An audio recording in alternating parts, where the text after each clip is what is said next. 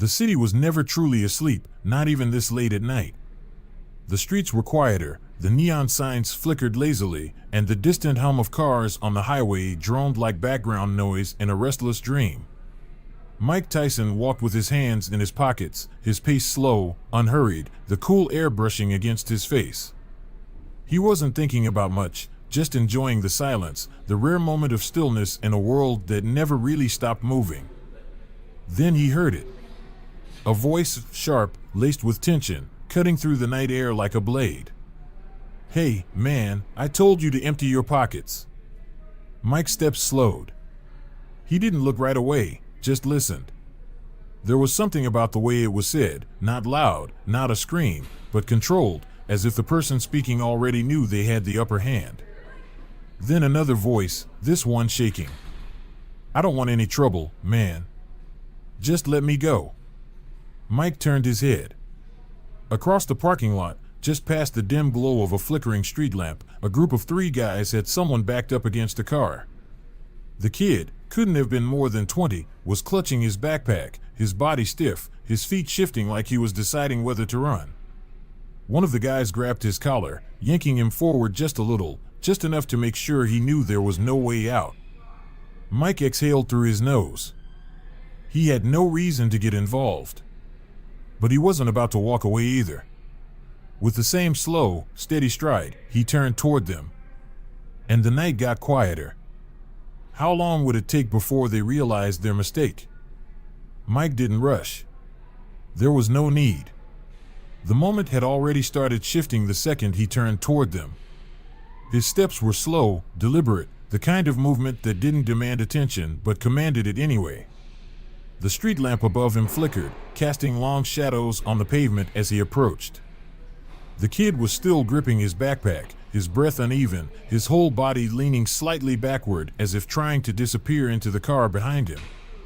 The guy holding him had a tight grip on his collar, not pulling, not pushing, just holding. Just letting him feel it. The other 2 stood close, too relaxed, too comfortable, like they'd done this before. Mike had seen this kind of thing plenty of times. Guys who didn't just want to take something. They wanted the moment. They wanted control. He got closer. The guy holding the kid finally noticed him. His head turned slightly, eyes flicking over Mike's frame. He didn't let go. Didn't react. Not yet.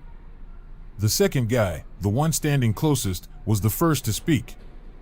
"The hell you looking at, old man?" Mike didn't answer. Didn't slow down. Didn't speed up. Just kept walking. The night air was thick, carrying the distant sounds of a city that never truly slept, a blend of muffled car horns, distant sirens, and the occasional burst of laughter from people spilling out of bars onto sidewalks, their voices stretching into the otherwise quiet pockets of the streets. The light from the flickering street lamp buzzed faintly, casting an uneven glow over the cracked pavement, and in that dim, shifting light, Mike Tyson moved with a steady, unhurried pace, his hands tucked loosely into his pockets, his body language neither aggressive nor passive, just controlled in the way only a man who had spent his life mastering presence could be. He was getting closer, the energy in the air shifting ever so slightly, that small, almost imperceptible ripple in tension that happens when people start to realize that something is about to change. The first to notice him wasn't the kid pressed up against the car, wasn't even the guy gripping his collar. No, the first to notice was the second guy, the one standing just a step back, the one who had been laughing just moments before as he watched their little game unfold like it was just another night, another kid too scared to fight back, another easy moment of control.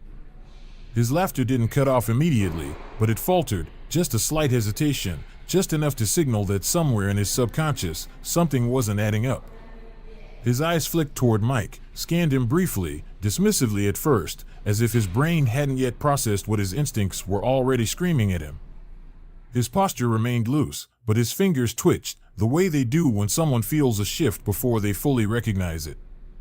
The big guy, the one with his hand gripping the kid's collar, the one playing his part like a seasoned veteran in these kinds of street-level power plays, hadn't yet noticed anything was different. He was still talking, still enjoying the slow squeeze of dominance, still riding the high that comes from knowing someone else is afraid of you. But then, something in the air changed, not a sound, not a movement, just an invisible pressure shift, the kind animals feel before a storm, that moment where the body knows before the mind catches up. He turned his head, slow and measured, because confidence doesn't panic, confidence takes its time, but when his eyes landed on Mike, the ease in his expression flickered, just for a second, just long enough for a crack to form beneath the surface of his arrogance. Mike wasn't standing close enough to be a threat, wasn't glaring, wasn't posturing, wasn't doing anything, and yet, somehow, his presence alone was enough to make the space between them feel smaller, enough to shift the balance of control in a way that the big guy couldn't quite put his finger on. He squinted slightly, eyes adjusting to the dim light, scanning Mike in a way that was different from how people usually look at strangers on the street.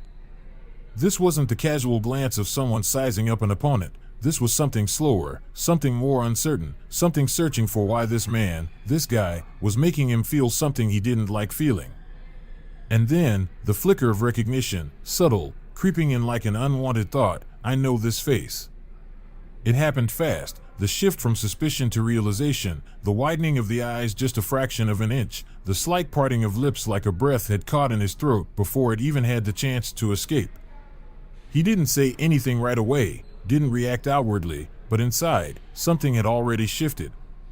The second guy, the one who had noticed first, was already looking between them now, already putting it together, already feeling the air getting heavier. And then, from behind them, the third guy, the leaner one, the one who had been casually looking at his phone like he was barely invested, finally raised his head, took a proper look at Mike, and his entire posture changed in an instant. Yo, is that? But he didn't even need to finish. Because they all knew now. The big guy, the one who had been in control just a moment ago, wasn't the type to admit he felt thrown off. He had spent too much time being the dominant force in moments like this to let himself slip now, so he did what people like him always do when confronted with something they don't want to acknowledge. He covered it with a smirk. A slow one, lazy, like he was amused, like this wasn't anything at all, like this wasn't the exact opposite of how he thought this night was going to go. Oh, man, this is crazy, he said, shaking his head slightly, chuckling under his breath. Mike Tyson. The champ himself. He said it loud enough for everyone to hear, loud enough to make it his moment again, loud enough to keep himself from feeling like he had lost anything. The second guy let out a short laugh, but it sounded thinner than before, sounded forced, like he wasn't sure if this was the right move. The third guy, the one who had recognized Mike first, wasn't laughing at all anymore. He was just watching, waiting, like he already knew that this wasn't going to play out the way the big guy thought it would. You was a beast, man. For real. Back in the day. But that was a long time ago, wasn't it? The big guy wasn't looking at Mike like a fan, wasn't looking at him like someone honored to be in his presence. He was looking at him the way people do when they feel threatened by something they don't want to be threatened by. He was testing. He was searching for weakness. He was waiting to see if the legend was just that, a story, a memory, a man with a name bigger than his presence. Mike didn't answer. Didn't flinch. Didn't react in any way that would give the guy what he was looking for. And that was what made the moment turn. Because when you expect a fight, when you expect anger, when you expect a rise, and instead you get nothing but patience, that's when control slips through your fingers before you even realize it's gone. The silence stretched just long enough for the smirk to fade, just long enough for the big guy's breath to change, just long enough for him to feel what he didn't want to feel, doubt. And in that tiny, almost invisible moment, before any punches were thrown, before any words were exchanged, before anything even really happened, Mike had already won. The street felt tighter now, as if the space between them had shrunk, as if the air itself had thickened under the pressure of what was happening, as if every person in that parking lot, whether they realized it or not, was suddenly trapped in a moment that was balancing on the edge of something none of them could quite define yet. The big guy, the one who had been gripping the kid's collar just moments ago, was now standing a little looser, but not because he was relaxed, because he was recalibrating. because he was adjusting to the unexpected weight of this moment, because the confidence he had just seconds ago wasn't landing the way he had expected, wasn't creating the reaction he had anticipated, wasn't shaking Mike Tyson the way he had thought it would. You was a beast, man. For real. Back in the day. But that was a long time ago, wasn't it? The words hung in the air like a challenge disguised as admiration, like a test being offered under the mask of casual conversation, like something that wasn't meant to be answered but demanded a response anyway.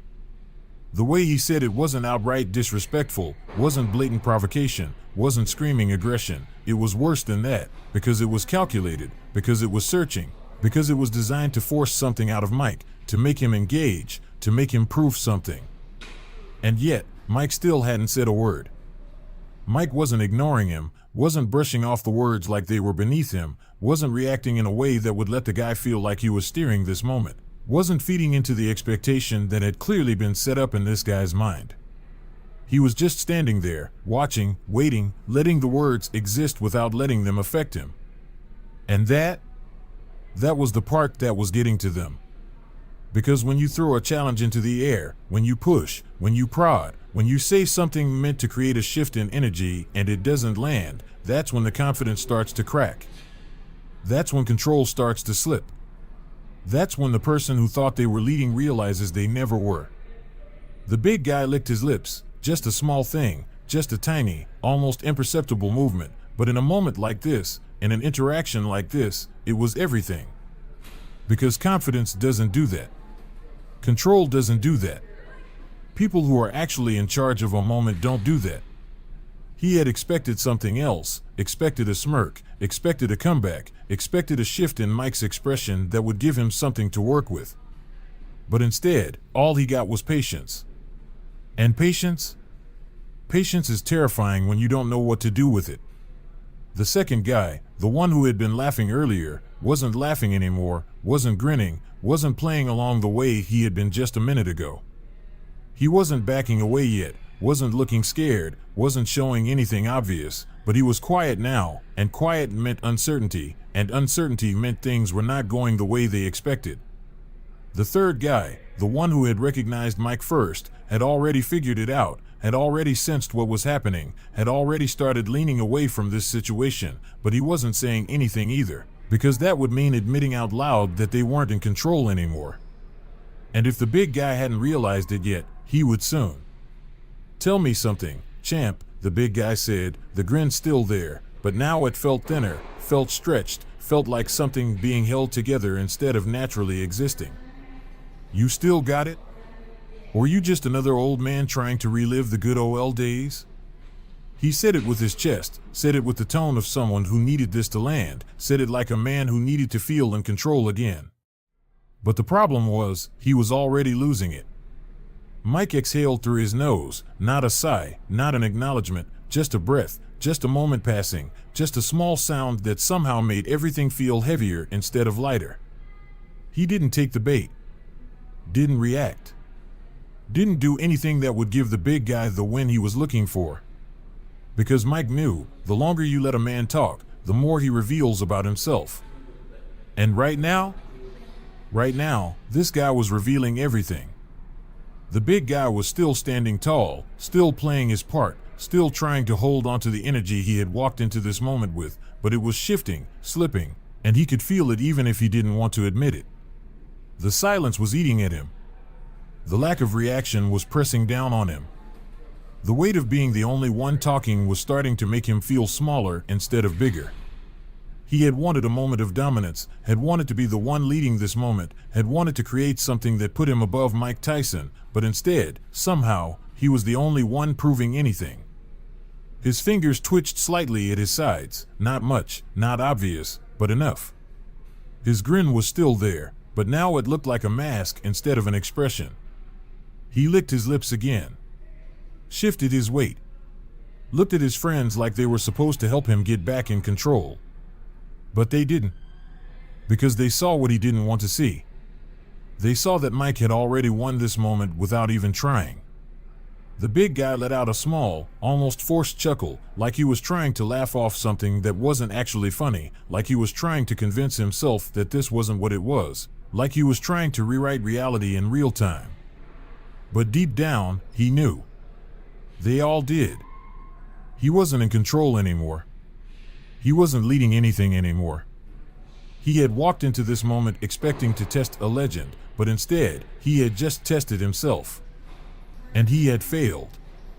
The air between them wasn't the same as it had been just moments ago, and while nothing visible had changed, no one had moved, no one had raised a hand, no one had even broken the careful stillness that had settled between them, there was something undeniable pressing down on the space they occupied. Something that made the once loose confidence in the big guy's posture feel just a little more forced, something that made the casual smirk on his face feel a little less genuine, something that made the weight of his own words begin to settle on him in a way he hadn't expected when he first said them. The moment had shifted, and though the big guy hadn't quite grasped how, he was beginning to feel the creeping sensation of control slipping from his hands. Slipping not because of anything dramatic or violent or even confrontational, but because of the silence, because of the way Mike hadn't given him anything to work with, because of the patience that came from a man who had been in situations far worse than this and had never once needed to prove himself to anyone. Confidence, real confidence, was something that didn't need to be spoken, didn't need to be announced, didn't need to be dressed up in words or performance, and for the first time, the big guy was realizing that what he had walked into wasn't the situation he had thought it was, wasn't a moment where his usual bravado and forcefulness would get him what he wanted, wasn't a scenario where talking louder or pushing harder would give him control. It was something else entirely, something that made the hairs on the back of his neck stand up just a little, something that made him shift his weight slightly without realizing he was doing it, something that made the laughter he had been holding onto so tightly start to feel wrong. The second guy, the one who had been laughing along, the one who had been treating this like nothing more than another night of fun, was starting to pick up on it too, was starting to feel that strange pull in the atmosphere that told him this wasn't unfolding the way they had planned, wasn't turning into the moment of dominance they had expected, wasn't playing out with the usual rhythm of intimidation and control that they were so used to, and though he wasn't saying anything, wasn't moving, wasn't reacting yet, Mike could already see it in his posture, in the way he had stopped smiling, in the way he had started looking at the big guy like he was waiting for him to do something, like he was waiting for him to find a way out of the situation before it spiraled into something none of them wanted. Mike hadn't spoken. Mike hadn't moved. Mike hadn't done anything but exist in this moment, and yet somehow, that was the most powerful thing that had happened so far, was the thing that was turning this situation inside out, was the thing that was making the big guy realize that the more he spoke, the more he reached, the more he tried to pull Mike into his game, the more he was losing. It wasn't just the weight of Mike's presence that was doing it, it was the lack of response, the lack of engagement, the way he wasn't giving them the rise they wanted, wasn't giving them the fight they had been subconsciously pushing for, wasn't feeding into the cycle of dominance and reaction that they were used to. It was small, almost imperceptible. Just a shift in stance, just a redistribution of weight, just a half step that didn't even look like it was intentional, but Mike saw it, felt it, knew exactly what it meant. The big guy wasn't backing down yet, wasn't surrendering yet, wasn't admitting yet that this wasn't going his way, but his body was already doing it for him, already preparing for an out, already adjusting in a way that showed he wasn't as sure of himself as he had been just minutes ago. He was still holding onto the front he had built, still clinging to the image he had painted of himself in this moment, but there were cracks forming, small ones, barely visible, but deep enough that they wouldn't go away now.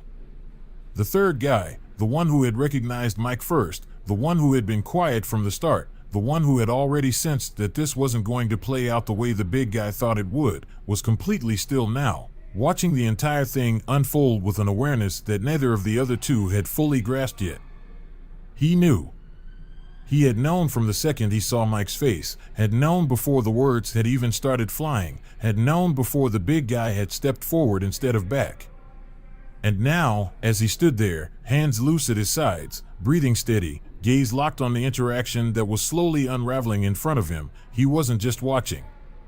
He was waiting.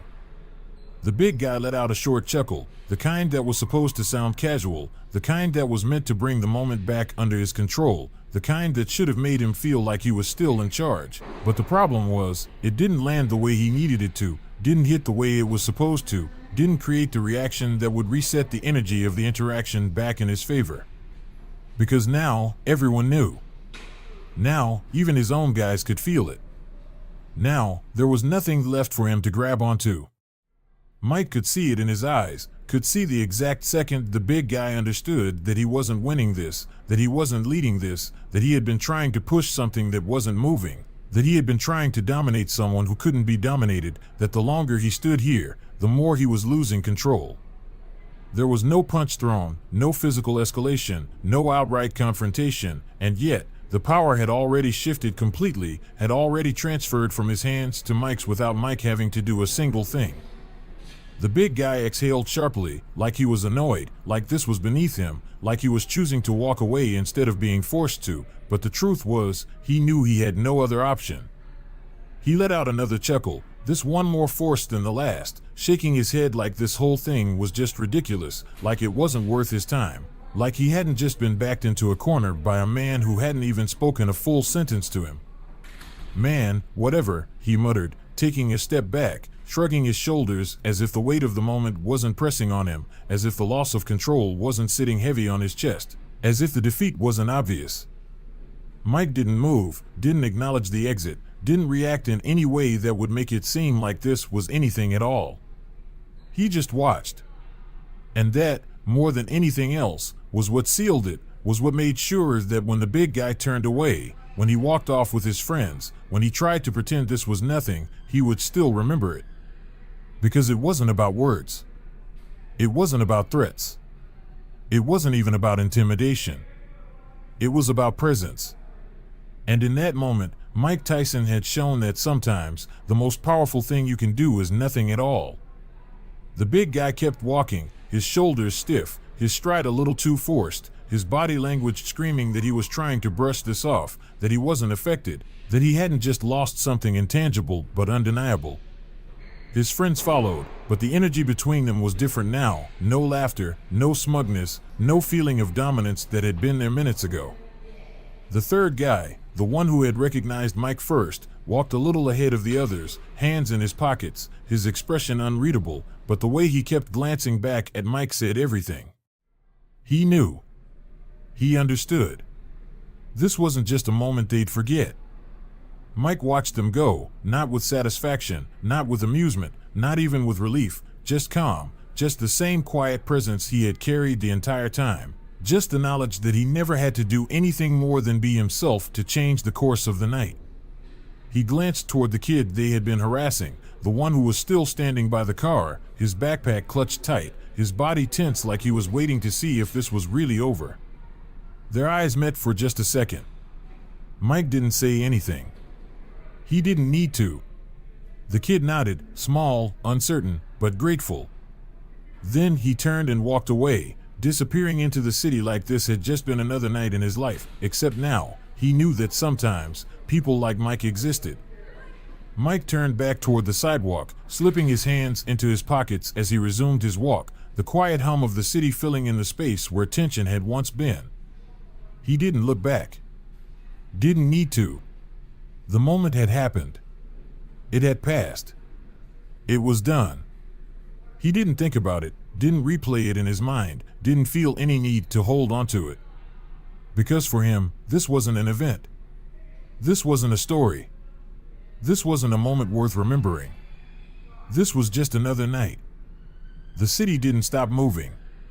Cars still passed by, people still laughed in the distance, neon lights still flickered against the pavement. Nothing had changed. And yet, somewhere in the back of a young man's mind, somewhere in the uneasy thoughts of a group of guys who had thought they were untouchable, somewhere in the small but undeniable shift of energy in the streets that night, something had. But for Mike, it was just another walk, just another street, just another moment in a life that had already taught him more about power than most people would ever understand. And so, without a word, without a thought, without a single ounce of weight left from what had just unfolded, Mike Tyson kept walking.